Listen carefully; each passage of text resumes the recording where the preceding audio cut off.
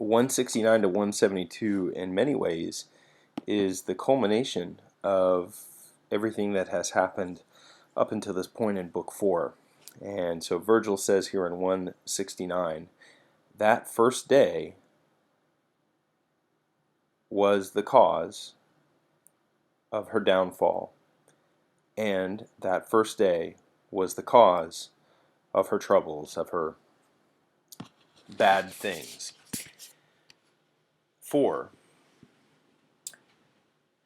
She is not moved by her appearance or by her reputation. And she no longer, or Dido no longer, considers her love secret. She calls it marriage. She conceals her fault by this name. What an amazing couple lines here. So this marriage, this happiest day for really anybody, is described here, illa dies primus, that first day, lati, of her death. I think I said her misfortune, but latum here can be death as well. And we know, of course, that Book 4 ends with her funeral pyre. So this is the first day of the rest of her life, to be a little cryptic maybe about it.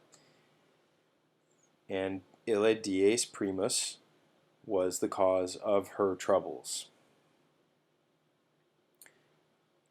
Her specie and her fama here, there's maybe a little bit of a backstory in the sense that, remember, she is an unawira, and she has proclaimed her status fairly openly and enjoyed her status as an unawira fairly openly, which I think really drives these two lines here.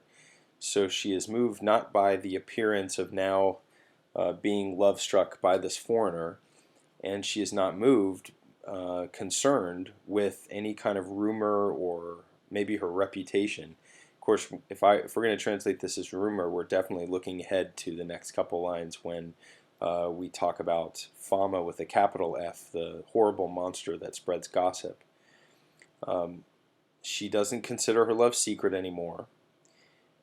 But what I really like is 172. I think this is so amazing. So she calls it marriage. Notice that they don't call it marriage. It doesn't say Aeneas and Dido. It doesn't say everybody in general, or it is called marriage, but she does. She calls it marriage. And then this really puzzling statement from Virgil right here. She hides her culpa. And I have to ask you at this point, what is her culpa? She is a woman who has led her people to a distant place and starting a new nation, and without a king, she is vulnerable. You've got people like Iarbas right next door hounding her to be married to her and unite their people. So this foreigner comes who is well renowned. We know that from the temple and the drawings depicting Aeneas and his comrades and his countrymen on it. And here he has dropped at her doorstep, and he is every bit the hero. So what is her fault here? The idea that she is not going to make good on her vow, the unawira, is about as close as we can come to any kind of neutral explanation there. But that word kulpam there, appropriately placed at the end of this line before we go on to the next section of Book 4, where we talk about rumor, is so rich and wonderful in terms of discussion.